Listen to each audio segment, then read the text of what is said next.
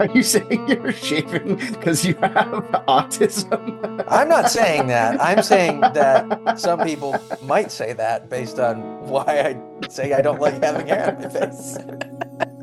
I've been investigating something on the side, RJ. Oh, on the side of building? On the side of the couch, any with the side of anything, the couch, The road?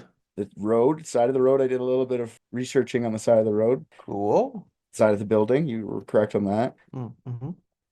I kind of wanted to figure something out just cause. I'm pretty sure you know what this is. Okay. Did I tell you about what this one is? What I've been looking at on the side by myself? For the listeners, pretend you didn't. Now brace yourself. I know you're gonna love it. It is Mothman. Oh man, I put both hands on my penis for that. I, I didn't even notice your hands there, but now that I do, you're still on it very vigorously, so I don't feel like you're very upset about it. An elite team of private detectives. What if balloons are aliens? Maybe that's the key component we're missing. Cover-ups. John's guilty. Mysteries that need to be solved. Maybe Mormons need mountains. Richard, shut up. Yeah, Mothman. You know Mothman, right? Heard of Mothman? Heard of him? My knowledge begins and ends with the Richard Gere film. Oh yeah. Yeah. But you've seen other references, like you played Fallout. Like you've seen other things in media where it's Yeah, kind but of that's around. that's in the bad Fallout. Okay. Which one's the bad one? Like three? No, 76. No, but isn't he? He's like in other things in Fallout, no? No, because they added him in 76 because 76 takes place in all right, now you're making it evident that I'm lying. All my knowledge of the Mothman is not about the Richard Gere movie. But he's native to West Virginia. He's a West Virginian urban legend. Yeah. So and that's the Fallout that takes place in West Virginia. Yeah, West Virginia. It is from West Virginia for sure. See, you can't defeat my comedy autism by preying on my video game autism. That's not fair. I found a weakness. The West Virginia, yeah, and this is what we're going to talk about today. We're just going to see. You tell me. I have an idea of if he's real or not, but you tell me if you think he's real or not. There's a couple of Who, different Richard things. Gere? He's real. You don't know that. You've never seen him. No, I personally talked to the gerbil. Oh yeah. Yeah. And we're coming out with an all you can hear fucking Yeah. documentary. You didn't watch the Oprah interview with the gerbil? Yeah.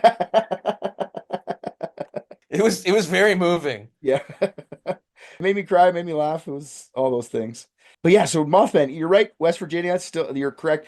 West Virginia, though, I don't know anything about West Virginia. I was like, what's in West Virginia? Like, what's the capital of West Virginia? You tell me.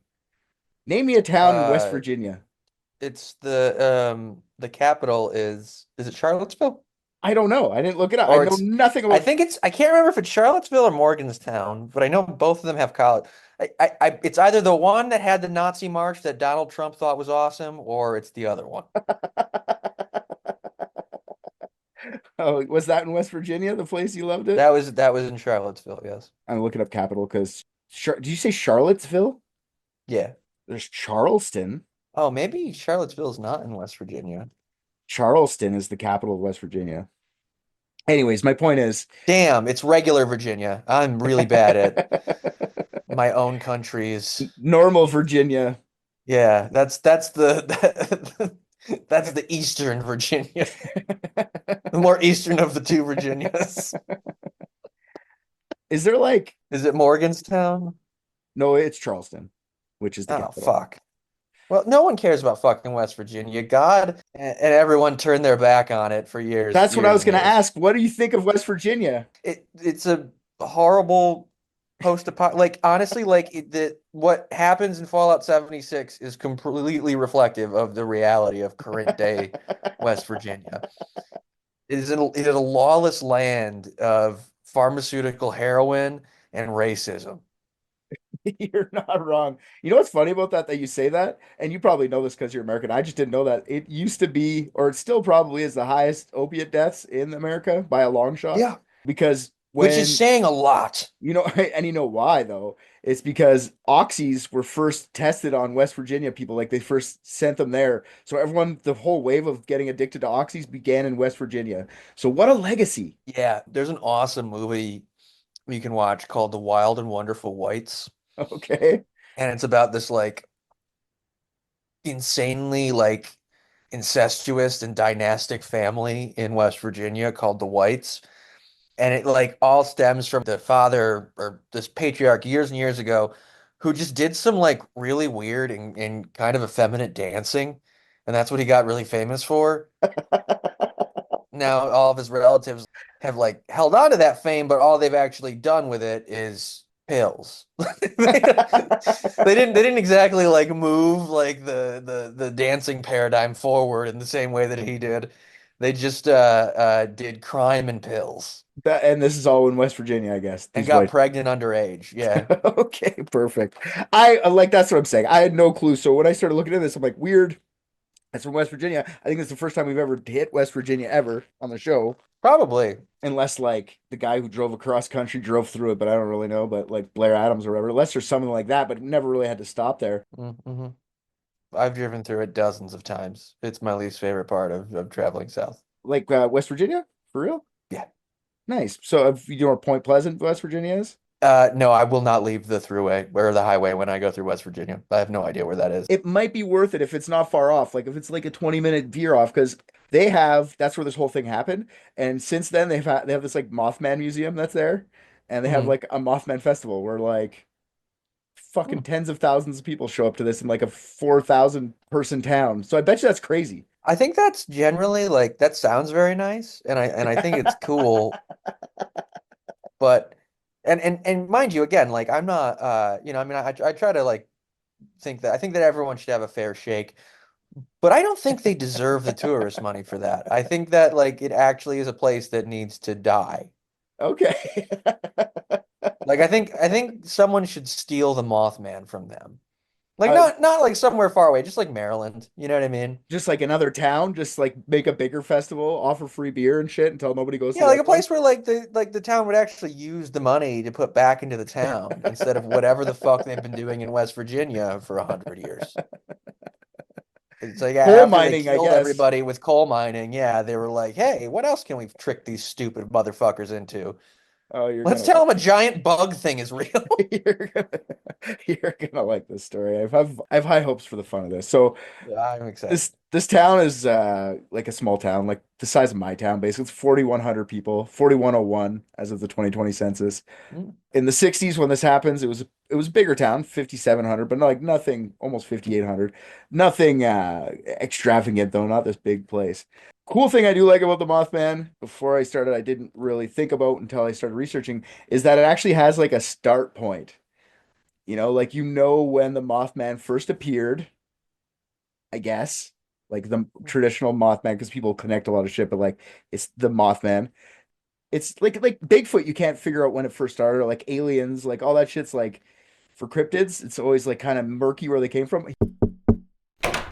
You can't just burst in here. Get the fuck out of here. I needed to know about Mothman. Man, that's random. I Yeah, like it. Perfect. You came to the perfect place. Already in the middle of telling you about him. nice. See, I'm just a superstition. I'm Indian. I know what's going on. Wait, no, hold on.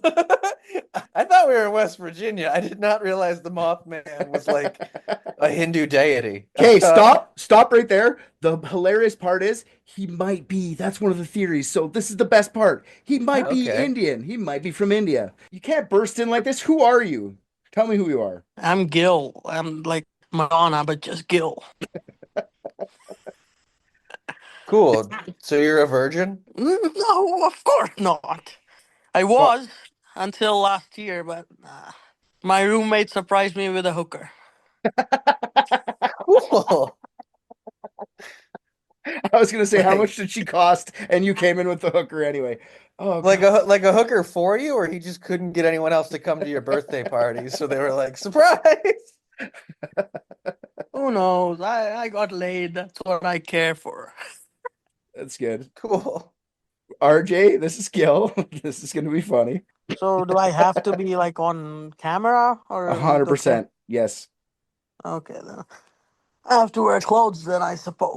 No, you don't. No, you don't. Nobody said you had to wear clothes. Just Oh don't show your no, clothes are mandatory. dick. RJ's like, I'm pulling rank. Put on fucking clothes. Sure. Nice.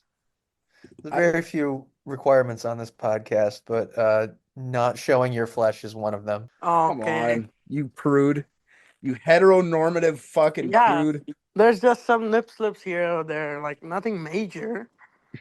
I am only basing this on the top half of his head. It's nothing about being a prude. It's personal to Gil.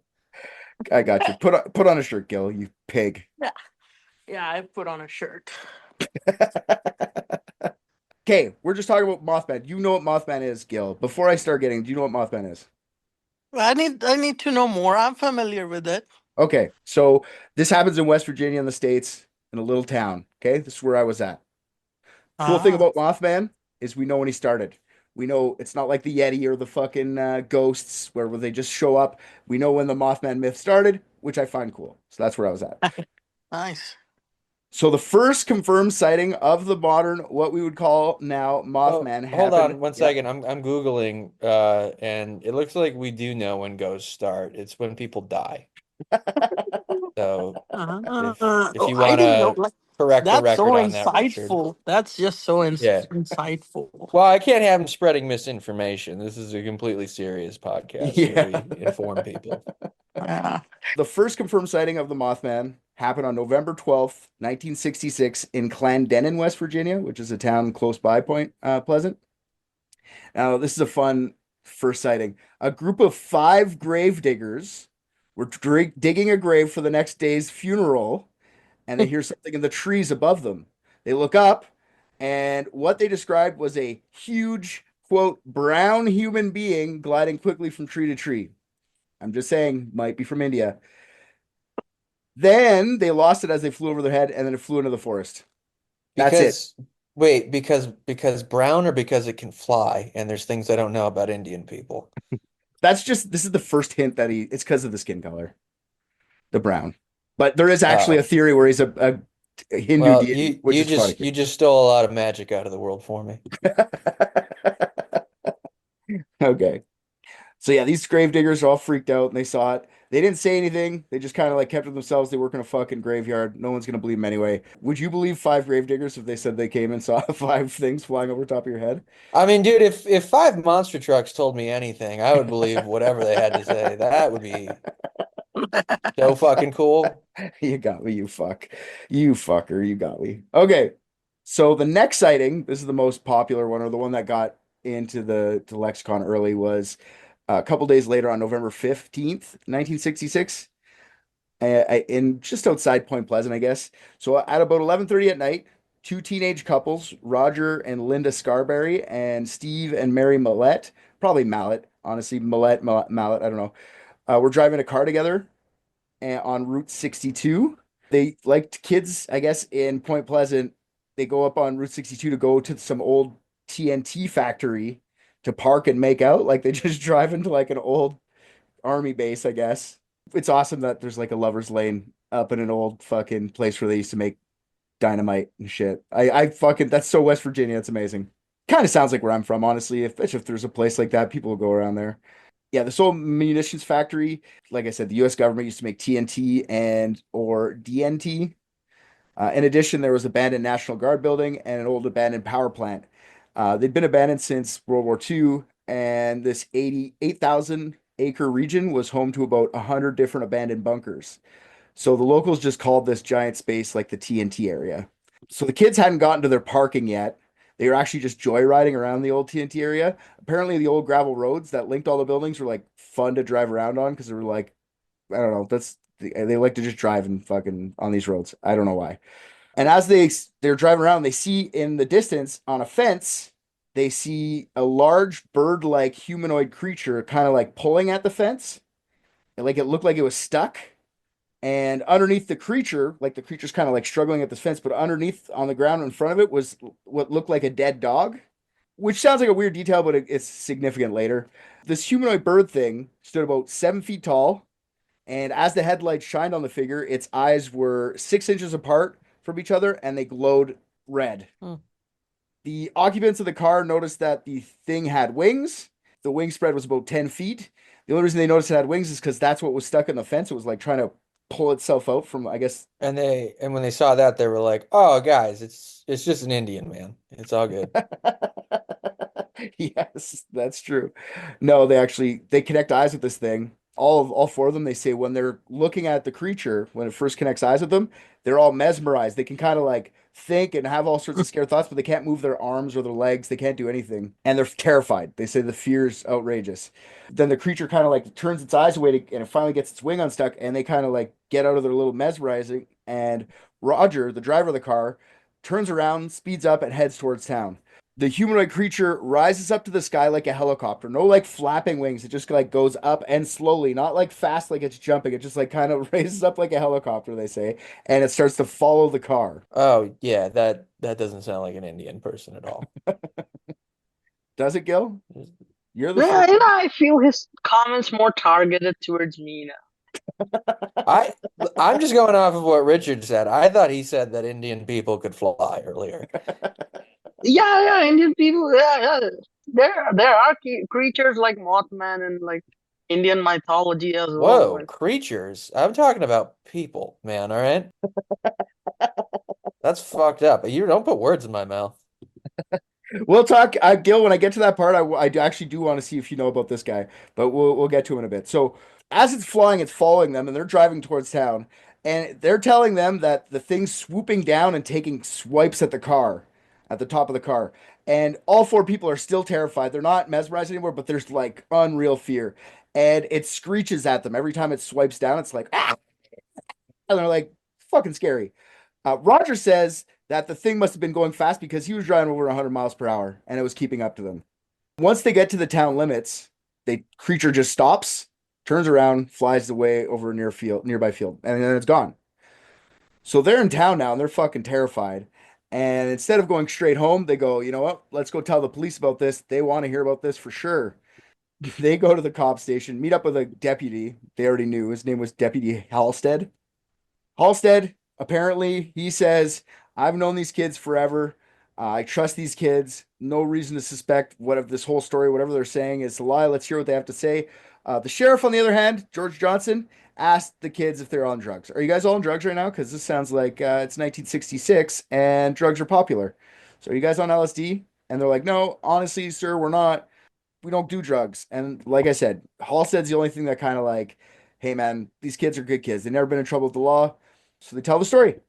They also told the cops that like all four of us saw it. Like if it was just me who saw it, one guy or whatever, we probably would never have said anything. But since it was all four of us, we kind of had to go say something. Apparently, there was actually scratches on the top of the roof too. So that's what sold it to the sheriff and the deputy. Sheriff says, Halstead, why don't you go check it out? Go to the TNT area. So he gets out, brings the kids with him apparently, to go investigate the building so they can kind of show where it was. They find nothing. They don't even find that dead dog they saw on the ground. It was gone. The only thing the deputy recorded seeing was some strange dust that he couldn't identify on the ground around where the dog was. Either way, the police decide to err on the side of caution and believe the kids. So the Point Pleasant Police Department decide to hold a press conference to warn people of what was happening. So on the morning of November 16th, Sheriff George Johnson stood up in front of the media and brought the two couples with him and said, hey, watch out, there's something outside. The four kids take questions from the reporters, backed by the sheriff. Like I said, the sheriff's with them. And they told a fantastic story the night prior. Sheriff Johnson also, I guess he believed Halstead wholeheartedly because he said, hey, these guys, they've never been in trouble with the law. No reason not to trust them. The local paper, the Point Pleasant Registry, wrote an article about their encounter. And the next day it ran with the headline, Couple see man-sized bird, creature, something. That's what the headline of the front of the paper was. In a real newspaper. I love this shit. It makes me so happy. With that headline, news from all over the region started to cover the Birdman. And really, that's how the thing got its name, the Mothman. There was some guy in a town over who just loved Batman. The Batman TV show was running at the time. He was like, let's call it Batman. And they're like, no, you can't. Batman already exists, dude. Mothman. And they went, yeah, dude, Mothman. That sounds wicked. So they literally, this guy was trying to call him Batman, which is fun. After seeing the press conference from the police and seeing a bunch of articles in all the surrounding papers, an angry mob made up of Point Pleasant residents went out with rifles to look for the mysterious creature. A couple things happened during that search I'm going to tell you about later, but they didn't find anything of significance. They just went out with guns. Yeah, let's get him. Let's get the Yep, Birdman. Get the Mothman. that's highly West Virginian. I love it. As this stuff's happening, the legend of this giant humanoid grew over the next few weeks. Like, started seeing sightings everywhere. Within a 100-mile radius of Point Pleasant, there had been, in the next 3 days alone, let's just say there's been 8 more sightings reported of the giant bird by various people. There's a story about a guy named from Salem, West Virginia, named Newell Partridge. At about 10:30 p.m. on November 15th, so like the same night as the driving around, he's sitting there watching TV with his dog by his lap, his dog named Bandit, and they're watching the movie called Wild and Wonderful. And then, as just for no reason, the TV blanks out, nothing, and the funny patterns start going all over the screen. And then he starts hearing some loud pitch noises coming from outside, which he described as sounding like a generator winding up. And these sounds are loud, and the dog's starting to bark uncontrollably. He's getting pissed. Like, what the fuck is the sound? Newell decides, like, okay, let's go check it out. Grabs a flashlight, opens the door. The dog just books it, race outside as fast as he can. He's still barking, just now it's fading to the distance. You could see him going towards like an old, I guess it's a barn. Doesn't really look like a barn, but they call it a barn on the property, just further up, and then eventually out of sight. Newell waves his flashlight in the distance where Bandit went, and he sees 2 red orbs. That's how he describes them, that look like bicycle reflectors. And he said when he saw these 2 giant orbs, he was frightened. He was terrified. So he went to go get his gun. As soon as he gets to go outside, he's too scared to go outside. So he just decides to stay and wait at the house for Bandit to come back. Bandit didn't come back, not that night or the next day. Newell decides it's West Virginia. I guess there's snow and stuff, eh? There be snow there? November? Anyways, Probably not. no? No, it's pretty much south. Yeah. Yeah, I don't know anything about it. So he goes out, he starts following the path where the dog went, looking for his dog. Like, fuck, where'd my dog go? And he finds that the dog kind of goes past like the barn into like a little spot. And he could see that he turns around, like the dog stops and kind of like as if he's chasing his tail or making like kind of a little circle. And that's the end of the trail. Trail stops. Makes it look like the dog just vanished. Speculation here is obviously the Mothman picked up the fucking dog and took him away and killed him. I don't know if it was lunch.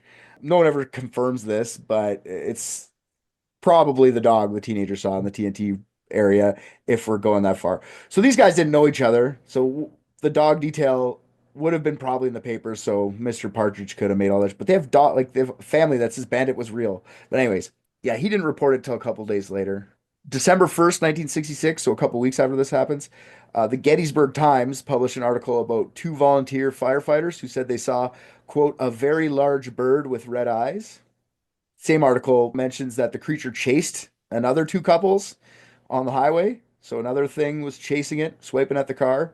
They report the creature was also near the TNT area. So yeah, this is enough for this reporting starting a couple weeks in. Just different things are starting to pop up in the paper. Police start to canvass the houses around the TNT area to see if they can find any clues to what was going on. Now, this is like backwoods fucking West Virginia. There's not lots of out there, but they did stop at a couple houses. They got one story from the Ralph Thomas family. So they said on November 16th, they spotted a, quote, funny red light in the sky that moved and hovered on top of the TNT plant. Is this a plane? Is this just a fucking Mothman's eyes? Is this a UFO? This is what these guys are thinking. And they're like, and one of the ladies that's there, Marcella Bennett, she says it wasn't an airplane, but they couldn't figure out what it was. And then that same night, this Marcella Bennett lady, her and her baby had went to the Thomas house to go visit or whatever. And when she got out of her car and took her baby out of the car seat, she heard something stir nearby on the ground. Apparently, it looked like the thing had been laying down like a Mothman. And then this is her quote: it rose up slowly from the ground, a big gray thing, bigger than a man, with terrible glowing eyes. And then she said she was so scared when she saw this thing, she like dropped her baby. She's just like, Uh, ah! Just baby no, drop. man, that is such a drunken West Virginian excuse you give to CPS. I saw a Mothman, I swear. This dang old Mothman made me drop my baby on a soft spot. Oh my God. She says, "Oh man, I dropped it. I picked him up real quick though. I picked him up Don't you quick." talk about cigarette burns? That was from the Mothman staring at him. So she literally has to clarify right after she says that. She's like, no, I picked up the baby real fast. Then I ran into the house. Like Oh, everyone's thank like, God. yeah, you just leave the baby 5 second the rule. bait. It doesn't get brain damage if you pick it up fast enough. Even if Mothman's real, you didn't leave it for bait to get out of there quicker either. So she gets in the house. They lock the door, and like some fucking horror movie, the glowing red-eyed creature stalks the house, peering into the windows, Yeah, and it was checking to make sure the baby was fucking okay. It was like, holy shit, that looked bad. Mothman. The Mothman's the one that called CPS. Yeah, exactly. Mothman is a hello, I'm Mr. Man. You can call me Yeah. Moth. I work for CPS. He is CPS. They're scared out of their wits. This fucking Mothman's like stalking their house. They call the cops. And by the time the cops show up, Mothman's still banging at the door. The cops like open fire, kill a minority like usual, like cops usually. I'm just kidding. Obviously, the fucking Mothman wasn't there when the cops showed up. They're like, it just left. The Mothman just flew away. And they're like, okay. Or I guess hovered away because it doesn't flap its wings. It just slowly lifts itself and moves. Miss Bennett, the lady who dropped the baby, says she was so traumatized from this experience and she had bad anxiety for the next few years of her life. She also claims that after that night, Mothman would stalk her house and she'd often hear it like swooping and screaming outside of her house and see Yeah, flashes of red eyes. that wasn't Mothman. That was the specter of guilt over giving your child a lifelong seizure disorder. It's CPS with flashlights coming at her house at night. Yeah. She just seen like the flashlight. The Mothman's here again. I'm sorry for the cigarette burns, but I can't stop him. So yeah, the more people had heard about Mothman, the more people started going to the TNT area because that's where they thought the thing lived.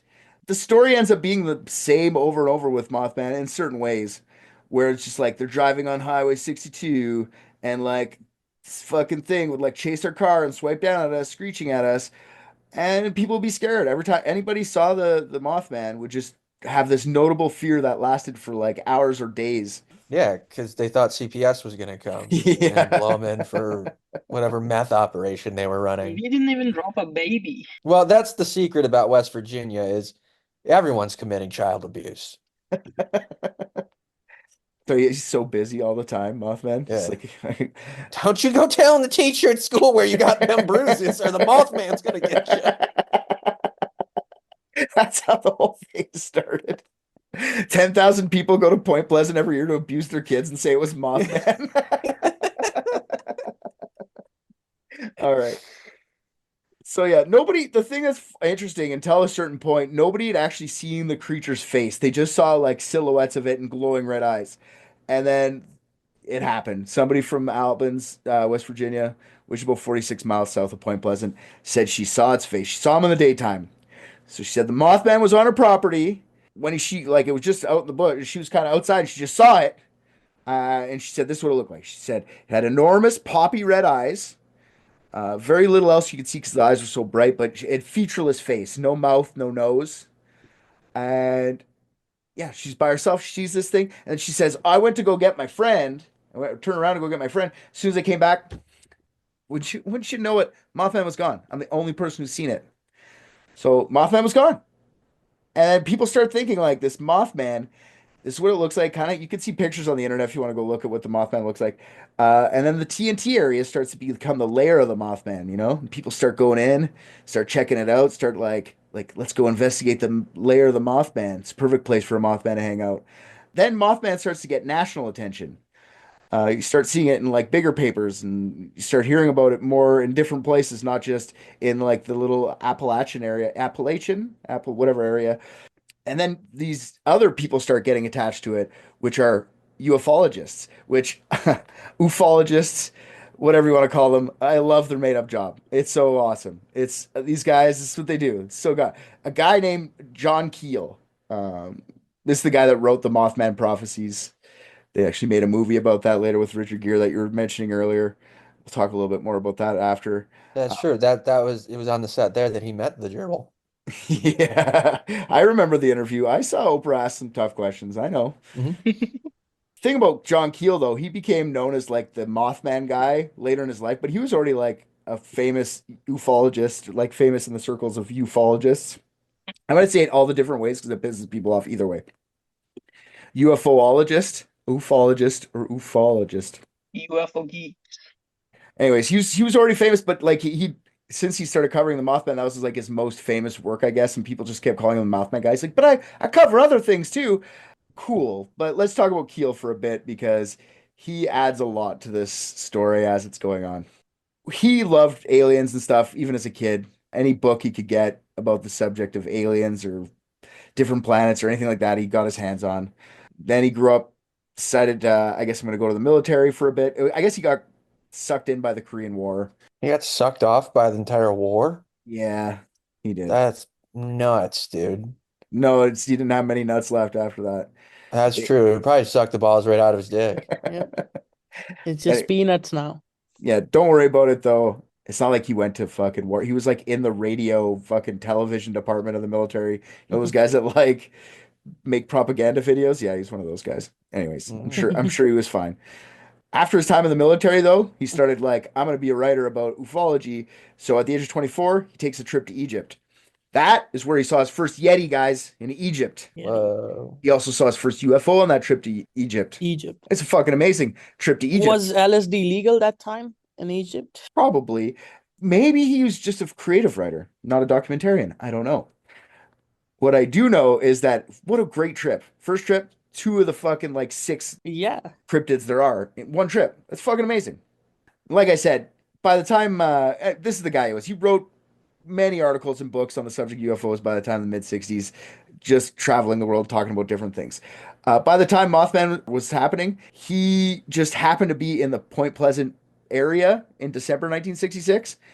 So about a month after this happened, when he heard about the Mothman, he was in a nearby town actually investigating a different supernatural creature. Let's see if you guys can guess. He was investigating a different. I want you guys to see, and it's not one of the typical ones. It's something like out there. Just see if you guys can guess. Vampire. A vampire? Okay, that's like pretty fucking mainstream, but no, it wasn't vampires. Um, Child abuse.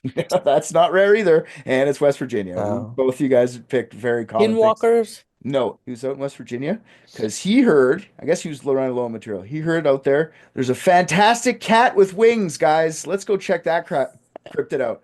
He fucking drove from New York City to West Virginia. Mothcat, No, just Mothman's feline sidekick. I guess so. They kill any dog the flying cat doesn't like. Yeah. Anyways, that's yeah, so he's there and flying cat thing, he goes there and he goes to the house. Guess what happens when he gets to the house? The wings already fell off. He grew out of the wings. You were too late, John Keel. You drove all the way out here to see like you shed them. The cat shed the wings like a fucking snake. Sorry, dude. What happens? Then he hears about Mothman a couple miles away and he's like, fucking thank God. This isn't gonna be a wasted trip at all. There's a flying moth in the other town. Let's go check that one out. Mothman. Let's do that. But one question. Yeah. Isn't a cat with wings technically a griffin? Wouldn't a griffin be like eagle, cat, tiger, some shit? It has a bunch of different things. Lion. It's all cat. It's all feline and bird. Yeah, yeah, but like the front end is very Lion. uncat-like in that it's an eagle. Yeah. Oh yeah, eagle. Yeah, then I got Regardless, it probably has a The name. distant cousin of the cat, the eagle. It's almost the same DNA. Almost the same. almost. Yeah. They say 99.9%, yeah. So John Keel, thank God, I'm going to Point Pleasant. Let's go check this out. And he decides, like, I'm going to go interview a bunch of people that claim to see the Mothman. Let's start there. Maybe I'll get a clearer view of what's going on here. According to the Mothman Prophecies, he did interview many people for his book. He claims that over the next year, 14 months or so, there was over 100 people that had seen something Mothman-esque, whether it's full-blown Mothman or something close to it. One of the people, I'm not going to highlight all the people because it's outrageous, but one of the people he did spend a lot of time with was this Point Pleasant reporter. Her name was Mary Hire. She was like the good news section lady of the newspaper, you know, like her column was called Where the Waters Mingle, and like it like covered people like, oh, the library got a shipment of new books, and everyone's like, why going to the library? You can't read. And just shit like that. Like people getting married, good news section, you know? She heard about this Mothman thing and she started to write about it. Like, this is kind of like an interesting little thing I can put in my thing. And her coverage of the Mothman started getting picked up by other places in like Athens, like the Athens Messenger. She got hired to actually do a couple follow-up pieces on it because her reporting was so good. And then Keel kind of saw her in the paper and was like, this is the perfect person. I love her. Let's go see. She's been covering this since day one. Let's go talk to her. So he goes and talks to her. We'll talk a little bit more about their relationship in a bit. Mothman wasn't really the only thing going on at the time in Point Pleasant either. So as soon as Mothman started, people start seeing UFOs in the area too. There's a huge flap going on at the same time. Lots of people are saying they're seeing weird lights in the sky, full-blown saucer-shaped UFOs were like clear to them. John Keel, he also claims to have seen a UFO while he was there with Mary Hyre. He says in his book, like, if I wasn't with Mary, I probably would have thought it was like a trick of my eyes. But I was with Mary, it was two of us who saw it. So both Mothman and UFOs were seen around the same time, but UFOs were never seen at the exact same time as Mothman. Just different places, different time, but all the same time. So John Keel goes, huh, well, both these events are happening simultaneously. They must be connected. Makes the only thing that makes sense. Mothman is an alien, Yes, alien. right? It has to be, Yep. right? They're Yeah. connected. Yeah. Here's a good alien encounter, a encounter of the fourth kind, the one where they talk to them. This happens around the same time too. Keel writes about it because he hears about it later from a guy named Woodrow Derenberger. This guy was a traveling sewing machine salesman. Okay, fucking think about that job in West Virginia in 1966, driving nights. You can't take a break when you're a traveling sewing machine salesman. You know, you got to drive all night to the next town. There's people Sewing out there. machine? Yeah, sewing machines. What year is this? 1966. Oh, okay. It would have been fucking awesome if it was like 2011. Yeah, yeah. Because that would loop back around to just being like mad respect for that dude's hustle. Yeah, no, it's kind of fits, but still at the same time, I feel like there's probably better ways to make money, dude. Traveling around selling sewing machines can't be that lucrative. Maybe it was. Yeah.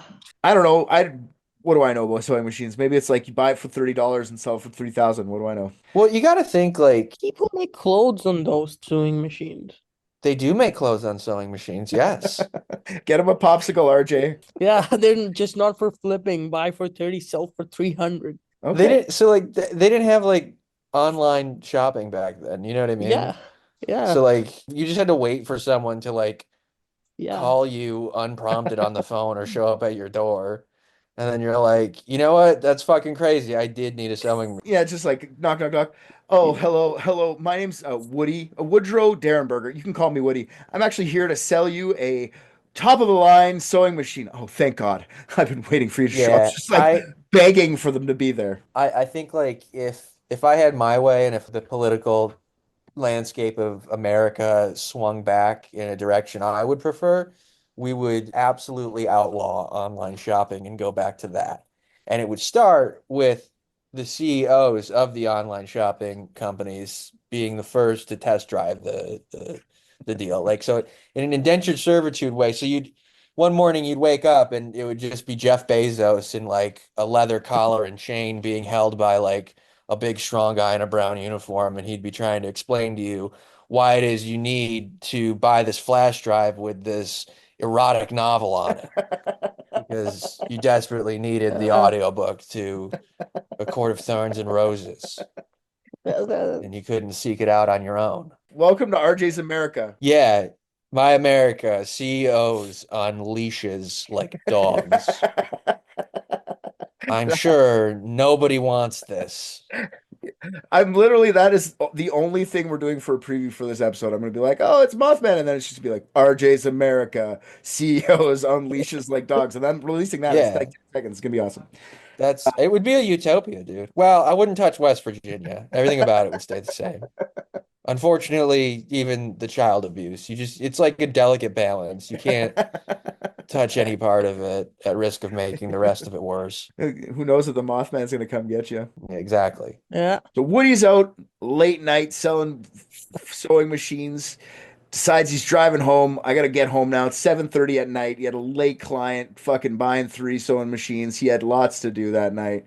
He's driving home from Mineral Wells, or from Marietta, sorry, Ohio, to Mineral Wells, West Virginia, along the Interstate 77.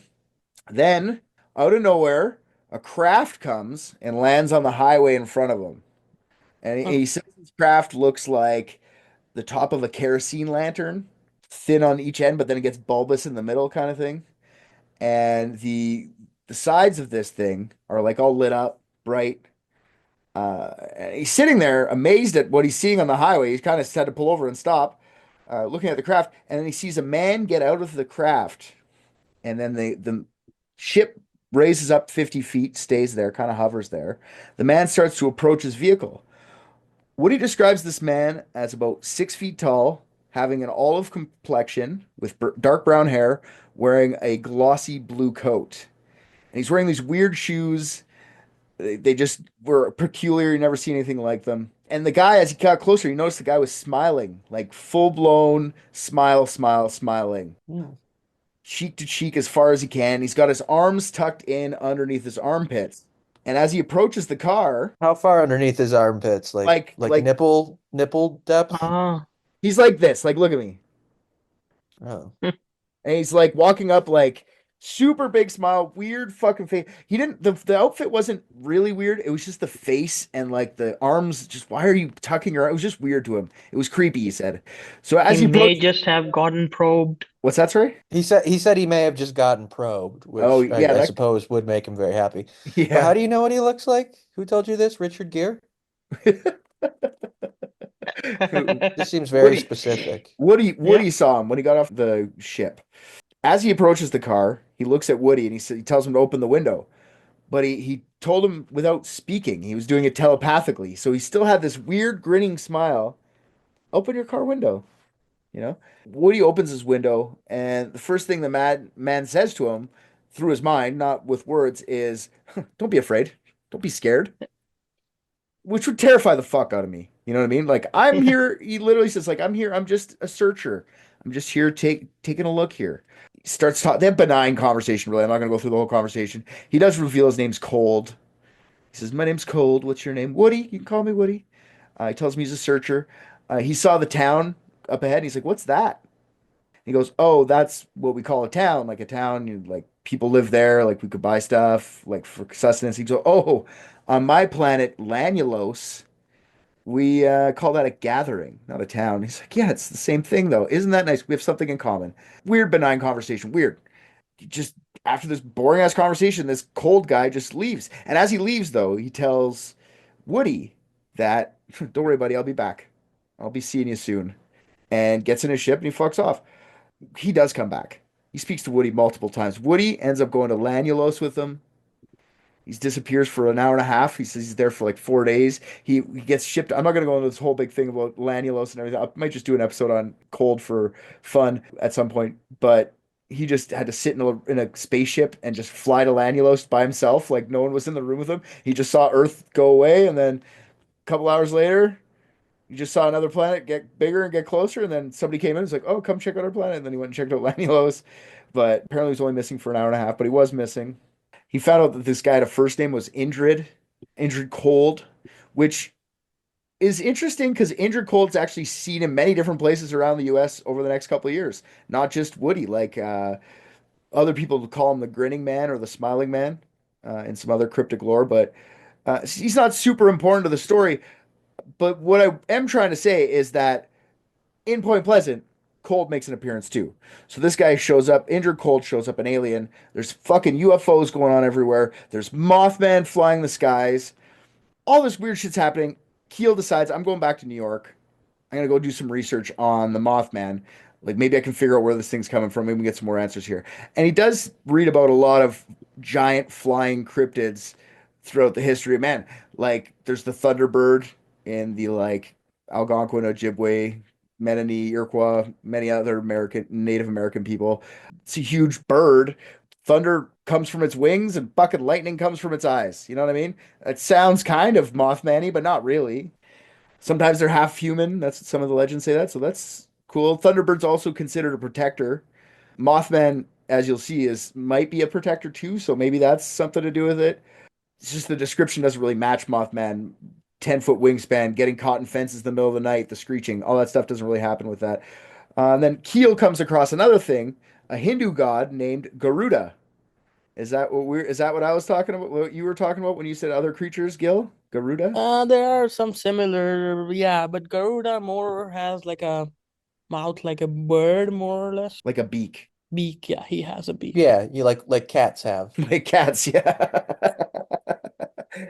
Garuda is also a harbinger of doom, right? Like he comes by and like tries to warn people of bad things about to happen, right? That's what the Garuda thing Yeah, is, which they're yeah. thinking is a thing that Mothman does, and you'll see why in a bit.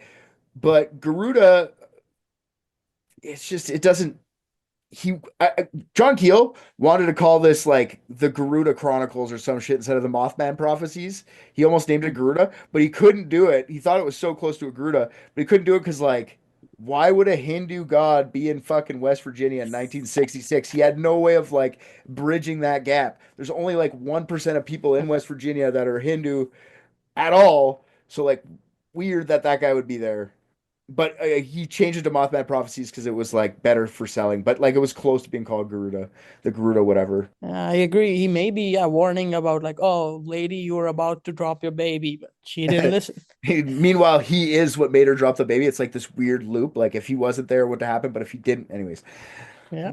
He also read about banshees, which had like the screech and stuff like that, but like not like a banshee's a fucking ghost lady. They are trying to warn you of shit apparently, but so the first thing you could see where it was kind of like a man and a moth, like kind of something like that, was that he found an article in I forget what New York paper. I didn't write it down. I meant to write that down too. I forgot. From 1870, the paper reported that a few witnesses saw a dark figure with bat wings fly through the sky above Coney Island during broad daylight in 1870. And he did some weird aerial acrobatics, flew off in the distance. That was it. Same newspaper reports 10 years later, same fucking story basically. Guy in bat wings over Coney Island doing flips and shit, disappear. So I don't know if that's like we don't have a story, like that's in the back. Like, who's gonna remember this story from 10 years ago? Let's just repeat it, or if that actually happened. People just thought that that guy wasn't a creature. They never really called him Mothman or anything. They just thought it was a guy with a glider who's just really good at hang gliding or something like that. Never really figured out who did that, but was that Mothman? I don't know. There's another sighting of what was described as a Titanic-sized bird in California in 1905. Was this Mothman? Keel kept finding all these weird examples of things that weren't exactly Mothman, but like flying cryptids. But the fact that all this was happening in Keel's like ufologist mind is like, well, this is probably real then because this wouldn't be the first time this kind of thing would happen. So like, I'm taking this very seriously now. I fucking love John Keel. Another thing that happening at Point Pleasant at the time, sometimes, I don't know if you guys know about this, but sometimes when there's UFO sightings or like a flap, or I guess apparently Mothman sightings, men or entities, which are called the Men in Black, show up. Do you guys ever heard of Men in Black? Yeah. We're not making a Will Smith joke or anything like that. We're just gonna Who's Will Smith? perfect. Oh, Okay. But yeah, the Will Smith and Tommy Lee Jones thing is based on these fucking guys who like kind of just show up after some sort of UFO sighting or whatever, Mothman, and they kind of just tell people to like forget what they saw. You never saw that. Don't worry about it. Okay. They claim to be from like government agencies, all sorts of different ones. They're always usually dressed in black suits. They have pristine old cars, and then they'll just show up at like where people work and leave. They just go like, stop. What you didn't see anything, and then fuck off. Most times they're pretty nice to who they're talking to. Pretty creepy overall because they look human, but like not quite human. Like they always have like weird sharp features, like angular kind of thing. Some of them are described with like very translucent skin, and you know what I think about the translucents? I don't like them. That's true. They have weird mannerisms. They like say funny like ways of saying expressions. Like they're amazed by normal household items. They're supposed to be these like crazy government agents, but they'll pick up a pen and be like, "Ooh, what's this?" And be like, "That's a fucking ballpoint pen. Oh, can I have it?" And like pocket it. Well, they confuse the pen with that other thing and they pick it up and it flashes them and then they just forget everything they Yeah, know. yeah. yeah. So it's not their fault.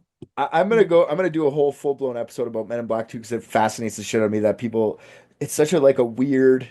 So many people have seen them in so many different parts of the country in so many different decades that it's like so weird that it's captured itself in the zeitgeist. But like how? It's not super Yeah. popular. Anyways, I'll do the whole episode, so I'm not gonna get too far into the Men in Black. There was one Men in Black sighting though that happened to Mary Hyre.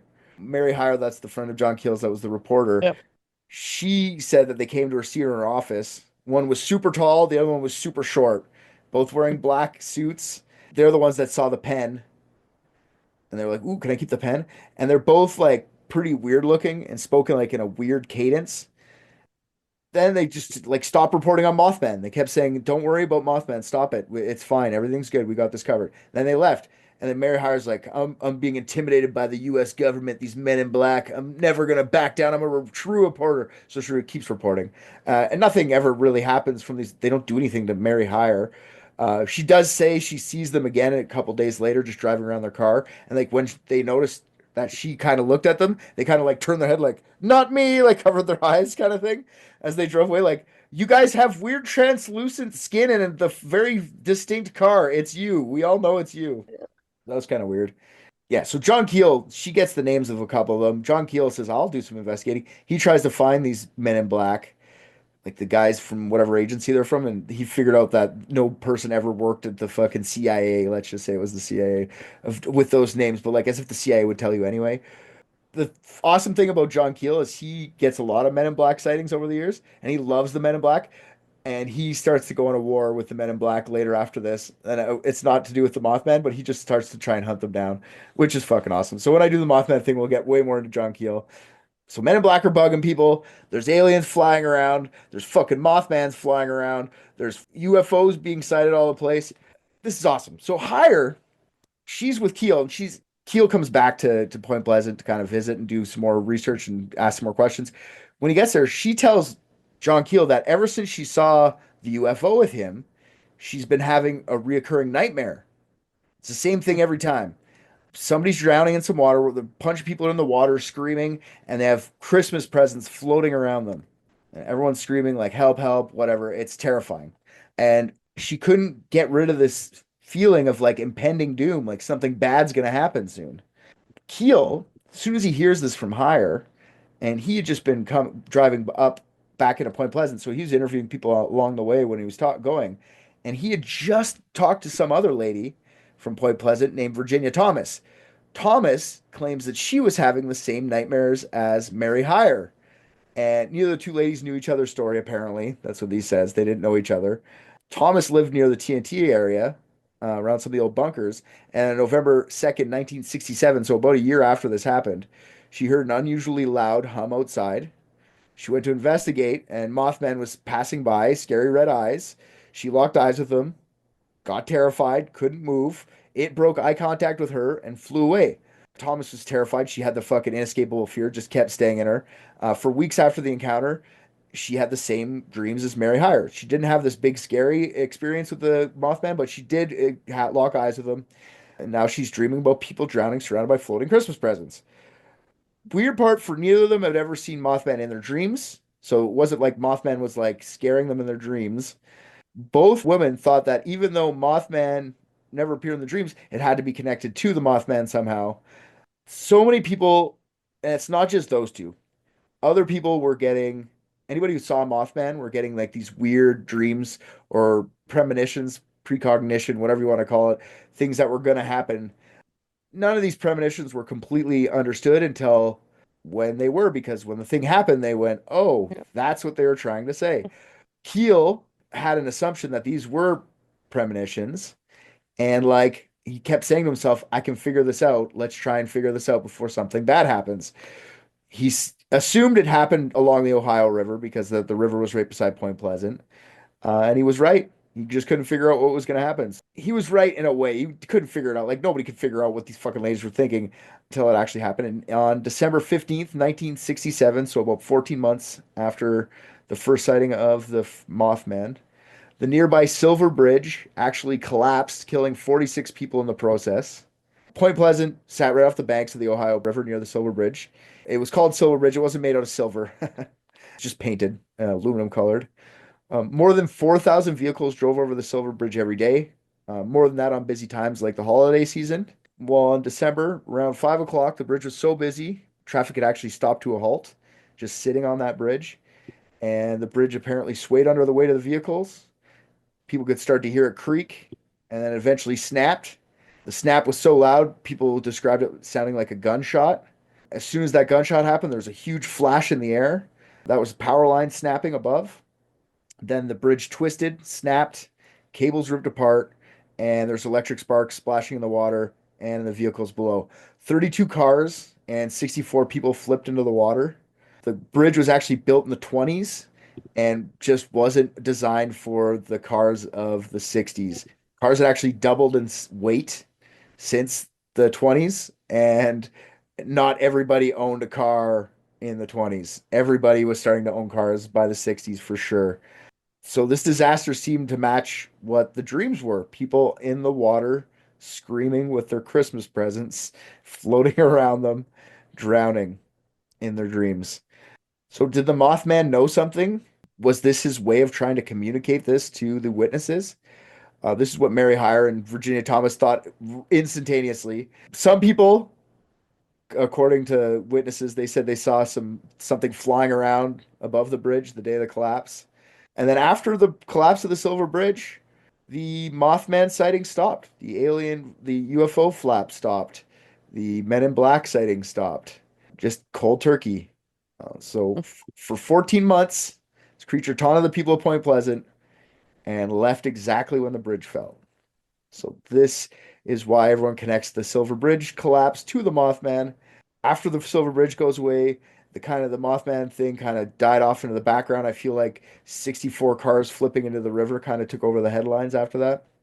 Most people died. Two people weren't found. One of the people who were seen and spoken to by a Men in Black died on the bridge as well, so you can never get their story again. So Mothman kind of goes away until 1975 when John Keel published the Mothman Prophecies. Actually, Mothman Prophecies sold shit tons of books. It made a lot of money, and it rekindled kind of the Mothman thing. A couple years later, it fizzles out again until 2002 when the movie starring Richard Gere is released, called the same thing, Mothman Prophecies. Then Point Pleasant starts their Mothman Festival right after that and created the museum in the honor a year later, and that shit happens now. 10,000 to 15,000 people show up to the Mothman Festival every year. Here's a couple more things that I think is fun with the Mothman before we get into theories. Since the original thing, Mothman said to be around days before many different disasters.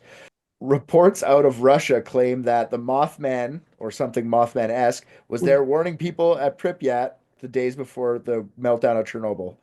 So 5 power plant workers said they saw a red-eyed giant bird fly over the power plant 5 days before the meltdown. Other employees and locals allegedly saw the creature flying over near Chernobyl. It had become known as the Blackbird of Chernobyl by the locals. Was a fucking Mothman there for fucking Chernobyl, guys? Was he there trying to save the people? There's pictures of Mothman being in New York when 9/11 happened, you know? Got it on camera, but yeah, 9/11, fucking Mothman was there. He could have stopped the whole thing. Well, that was Richard Gere's excuse for why something so awful happened to the gerbil. He was like, no, he didn't see the Mothman. As an omen, we were just having coffee and talking about the script. It had nothing to do with this horrible thing that happened to this poor gerbil. That definitely didn't have anything to do with my ass, It's as he's just quoted as Mothman. saying in response. There's so many sightings. It's so funny. The gerbil's everywhere. The Mothman's everywhere too. Yeah, well, that's what they say. If you see the Mothman and the asshole gerbil from Richard Gere's asshole, then you're double fucked. That's like It's two not. 9/11. He was trying to stop the gerbil anyways. Yes. Mothman's around. The gerbil tried to warn us about about 9/11. Like, squeak, squeak, you can't trust George Bush. Mothman's apparently around a lot of bridge disasters. He's been reported being seen in 2007 at the Interstate 35 West Mississippi Bridge disaster. I guess that was in August of that year. Construction of the bridge, another traffic jam on a halfway constructed bridge, also collapsed, killing 13. Mothman was I'm there sorry, where was the other bridge? in Mississippi River Bridge, And, I-35. and the other one? The original one, Point Pleasant on Silver Ridge on Ohio River. It's on 62, I think Route 62 or close to that. It's called Okay, now the Silver Memorial Bridge. It's been replaced. It's actually still there, but these are both red states with notoriously bad infrastructure. So this is just like the government's version of Governments. blaming the Mothman for oh, child abuse. It's you want to hear my favorite? This is my favorite sighting of the next sighting, 2009 in Chihuahua, Mexico, just before a swine flu outbreak. Okay, Mothman chased some students in an apple grove after this sighting. Infection, fucking bird flu's going everywhere. So he was trying to warn the students Yeah. of the bird flu. What would he warn you Mm. about? Where was he before COVID? Exactly, you fuck. He probably was there, just no one caught him on camera. Yeah. other things the Mothman probably warned you about. He will come to you late at night as you're tipsy and driving home and show you the proper way to restrain the car seat in the back seat. It's with the back facing forward, and the strap needs to go all the way through the hole. And one chilling account by a single mother. Oh my God. Here's another good Mothman one. He's seen again in Point Pleasant. He came back Hmm. for the 50-year anniversary. Uh, Okay. In 2016, celebrating.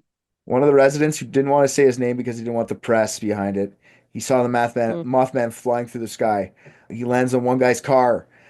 Got out and took a bunch of blurry photos of the creature this time, though. He got a bunch of pictures. You want to see them? Sure. Here's the Mothman's being seen. Here's what this guy claims was the Mothman. Look at that. Look at those pictures. That's the Mothman, dude. Hmm. And he's just like still trying to claim it off. You know what the best is? This is Snopes because I thought it was funny because it was on Snopes. Fact checking on Snopes. Look at Snopes. Unproven. Unproven. They didn't say it's not real. They just said it's unproven. Well, I mean, yeah, you can't tell. You can't even see the gerbil with him at all. Yeah. I just think that's so fucking stupid. Just say it's not real, Snopes. You can do it. Just fucking end it. And be sued when they lose their kids in court? I think not. Chicago, he's been seen. Is that the airport O'Hare in Chicago? Yeah. Anyways, he's been seen all around O'Hare since 2017. Huge Mothman flap there, which I'm not going to get into, but Mothman's still around, still kicking. People still claiming to see him. Is the Mothman real? If so, let's pretend he's real to begin with, and we'll talk about what he could be if he is real, and then we'll talk about if he's not real, and then we'll see what our decision is. Unless you guys have theories about what the Mothman is, I'd like to hear A hero. them. A CPS hero. He stands up for the kids. Underpaid, underappreciated, called a monster. Mothman's just out here warning of the dangers of fetal alcohol syndrome and trying to get free lunches into schools. Yeah. Disability checks. Mothman is Tim Walls. Tim Walsh, who told you? Yeah. Okay, well do you have any theories what the Mothman is there, Mr. Gill? I think it's just a big ass bat. It's a big ass Lives bat. under a bridge. He vanishes when the bridge is gone. You're right. Oh. It's not far off from one of the theories. Yeah. Here's my favorite theory, and I know it's not true. Okay, Mothman's a mutant. Theory number one. Mothman is a mutant. So let's talk about that TNT area for a bit. Yep. Oh yeah. And it's West Virginia. No one knows who fucked a bat or a pigeon. It's true. That's true too. From 1942, 1945, TNT area was known as the West Virginia Ordnance Works. Like I said up top, it was a munition factory for World War II. There were also two large storage warehouses on the 8,000-acre plot. They're round in shape, and the locals just called them the igloos. In the igloos is where the military stored tons and tons of TNT and DNT. Both are very toxic and dangerous to handle and shouldn't be sitting around. But after the war ended, the factory was shut down and everything was left in there, including all the TNT and DNT. The place grew in, came a landfill. Much of the local wildlife started to make their home there. Over the next couple decades, the chemicals in the TNT seeped into the soil and eventually into the water supply. By the 1980s, it was determined by the US government that area was so contaminated It was one of the top 10 most polluted sites in the country. What did this do to the local animal population? Create some sort of mutant birdman flying thing now that terrorizes the people of Point Pleasant? I didn't even think that they were just mating and maybe the fucking eggs and the sperms were so mutated they created something new. I didn't think of that, Gil. Good job. But it wouldn't be the first time in a polluted area that Yeah. animals start getting mutations. There's super lots of reports from Chernobyl of different animals. Like apparently there's frogs the size of dinner plates. There's fucking deer, I guess, with like two heads and they survive out in the wild. Not lots of it, but there's only one Mothman. Maybe it's just a weird freak mutant thing. Not like there's nothing from Chernobyl that's as cool as a flying Mothman thing, but like I think America's still killing it over Russia. You know what I mean? Just if we're doing the Russia is like, oh, we're gonna make mutants, and then they made giant fucking frogs the size of dinner plates. America definitely went up them and made a Mothman. You know what I'm saying? Like, if we're doing mutated shit and we're racing, like there's a mutant race. I think you guys You did it. know, the different sighting may just be its kids. True, true. He hatched. He had some Yeah, little baby Mothman. yeah. Like I think the pigeon or a bat may just have like drunk out of a condom or something like that, and like There you sat go. on the TNT, laid eggs there, and Okay, then just stop the though. This mom. I was with you until you said someone from West Virginia wore a condom. All right, what do you think of that, RJ? The mutant theory. Fun, right? That sounded really gross. So probably. Okay. Theory number two. Mutant one's my favorite one, but there's other ones that are still good, like Mutant Man, not Mothman. Mothman theory here. Mothman is an alien. Very obvious. John Keel really jammed that down our throat. He really wanted that to be the thing. It could be like a giant bat-winged fucking creature is probably from outer Yeah, space. It could be from space, you know. yeah. And why else would Men in Black The be there? eyes also, everyone describes alien eyes like that, just no mouth, just eyes and It's true. whatnot. Yes. True. Men in Black seem like aliens trying to look Al human. They're just trying yeah, to like they sound like little kids when they stack on each other's shoulder and go like, "Put my dad's house coat on. We're a adult." You know, that's what Men in Black just seem like they're doing that with humans. So like, I Mm. don't know. A lot of the time, John Keel gets like a little. Maybe it's not just John Keel; it's a couple people that I read, but they get a little philosophical about like, why would aliens even come here? You know, and it's so close to World War II that they saw the nuclear weapons go off and they came here to come here and be like, yo, man, we're just seekers, dude. We're just here. You guys gotta chill out with those bombs. You're gonna kill each other. We're just here to help. And with a giant smile on their face. I yeah, don't know. Mothman just he didn't know how to speak English. All he spoke was like Mothman. So like the screeches are him just trying to communicate with us. We just didn't Mm. understand. We just didn't get it, you know? yeah, Hmm. And he's just here to save us because we're all dumb. He's just here to help us out with silver bridges falling over or power plants exploding or teenagers making out at a TNT area. Got to get them out of here. yeah. True. Teenagers and a pigeon. And a pigeon. I don't really like that he couldn't just like go and maybe you fly. Maybe he could have saved a couple people that were falling. Like I don't like that you didn't help. You knew it was gonna He may happen, not but have strength to like pick someone on his wings. Who knows? that's true. That's what I mean. Yeah. But if this is the case, Mothman's kind of an asshole. Even though he's coming here to try and help us out, he's still kind of an asshole. Just because you cannot understand a savior doesn't mean he's an asshole. It means you're dumb. Yeah, Richard, you fucking idiot. Yeah, I stand corrected. I'm dumb. Here's the next Got his theory. ass. Yeah. Got him. Next theory is Mothman was just a bird and everyone is dumb. Wildlife biologist Robert L. Smith looked over the reports and the articles about the descriptions of the entity, claimed that the sightings fit with seeing a rare to those parts sandhill crane. That was written in every early article written about this earlier in the episode. Like when I told you about some guys, two firemen saw a thing with two eyes, or like two guys were driving around and they thought the thing was swiping. That could have just been a crane.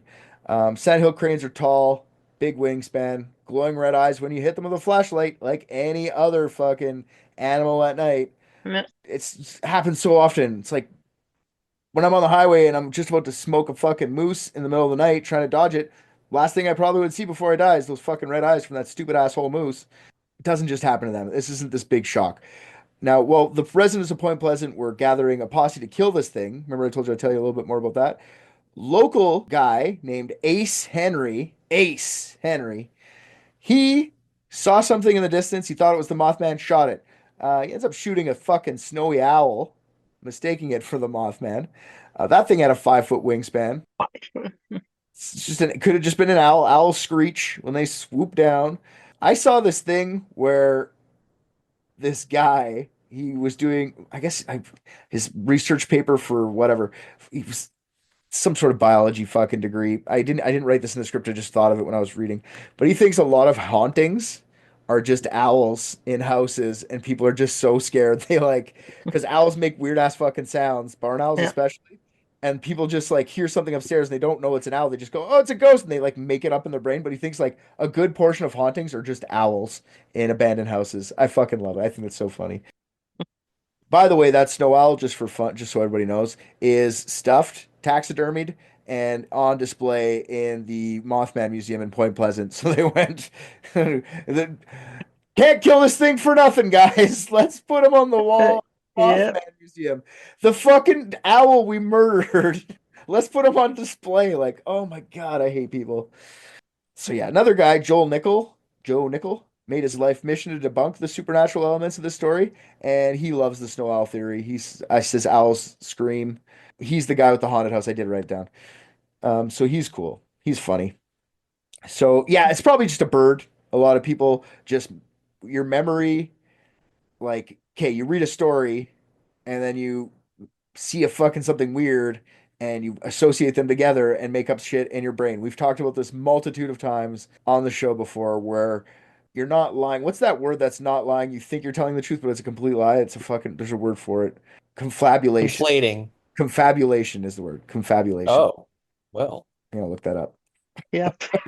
I don't trust you. Yeah, confabulation is a memory error where something one unintentionally creates false or distorted memories. So confabulate, so people can confabulate shit all the time. We've talked about, like I said, multiple times. When you have all this shit going on around you, people start going crazy, you're bored. It's a fun story, you want to be part of the action, your town's small. It was probably a fucking bird or nothing, or he made shit up because you wanted attention. There's that too. Last real thing that I have to say about this, it's not really a theory, just funny and adds context to the whole thing. There are people that admitted they were fucking with people in Point Pleasant around that time.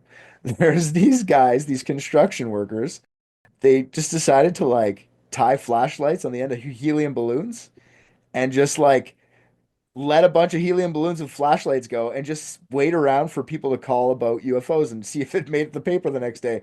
They think they caught many people with fucking flashlights on helium balloons as UFOs, which is fucking awesome. Interesting. And you think about that, that's just a couple guys that kind of admitted to doing that. Like, how many other people were hoaxing other people because they knew idiots would believe it? I don't know. How much fun is that? You know you can go up to this TNT area. Fucking I'm too lazy, but like someone with ambition could like make a fucking elaborate costume Yeah. and just people do it all the time. It's called fucking Comic-Con. Someone could just fucking strap on some fucking makeup and just jump around a corner and laugh and laugh and laugh and watch all the chaos that happens behind it. Yep. I hope it's that. I hope people were half the town was like in on it. The other half was like, let's get them to move out. And that's why the population's down 2,000 in 2020 versus 1966. So that's the whole episode. What do you think about Mothman? Except the name, the dude sounds cool. Mothman just like sounds like a bug man. It's true. Yeah, I do think that is what a moth is. Yeah. The thing about Mothman is he's permeated himself into not being scary anymore, and he's just kind of cool. You know, like you guys think he's scared? Like I'd be way more scared. No, I would still run if I see it. I No, would that's still run. Yeah. yes, of course. I That's not wouldn't what I say mean. like, oh, you're cool, dude. Like, no, But you don't I'll still like. run. Maybe it's just me. I just look at Mothman like the whole legend. I didn't really know the whole thing. I knew people had seen him, and then that was the end of it. I didn't know the whole like aliens are around. I didn't know there's fucking men in black involved. But like before that, I would see Mothman and be like, that's a cool cryptid. What's he about? You know, what's that all about? And it's not. I don't know. I just love how it's new enough. made up by people, and it's now like gained a shit ton of popularity. Yeah. That's cool. Yeah, it's cool. It's like it's fun, and I want it to be real. There's a part of me that goes like, I know I'm super skeptic about a lot of this stuff, and I would believe it if I saw something myself. I don't trust people. I think people are liars, especially when they want attention. Yeah. Very fair. Yeah, I want it to be real. I hope it's real. So, Gil, what do you think? Is it real or not? I think there's truths to it. Some people may have seen it, like it may be a jerk trying to hoax people, or the mutant thing. Yeah, whatever the cum thing he said, that probably. The cum eating fucking moth Yeah, you know, cocoon. man. Moth cocoon? A moth made a cocoon out of a cum-filled condom No, and no, birthed it it was like a person's cum is in a condom. A pigeon flies with it to the TNT area, feeds on it for we don't know how many days, lays egg on it, and then it, due to the radiations and the mutation stuff, a Mothman Okay. emerges. Okay. That's That what the solve is. okay, yeah, that really clarifies it. Yeah. Yeah, I'm not saying like how can you even fit like something in a pigeon? Like I don't even know Right, if yeah, it's how could you? anatomically possible. I agree. Yeah. I'm Like I'm really glad you came on. There's a lot of salient points that you're bringing to our attention that I don't think we've considered before. yeah. You never know, like if you You could never like know. sit. Yeah, Yeah, yeah. Same thing could have happened with a bat. without question. Yeah. Maybe it's a bat and a pigeon. Yeah. Oh yeah, then the bat and the It's pigeon. like Ninja Turtles 2 with the ooze, except for it's cum. Yeah. And it's a pigeon. Yeah. All right, that's disgusting. I like it. That's my theory. I like it. Wait, it is for sure your theory and only your theory. Yes. All right, RJ, final thoughts on Mothman? What do you got? I already said, dude, he's a treasure. Okay, he is a national treasure. I do. Absolute hero. I do think that he didn't need to give Richard Gere that chapstick. I think that mainly because we all know what he used the chapstick for. Last gig I did, I bombed. I just watched Private Dicks and I think RJ's the funniest. What? Come on.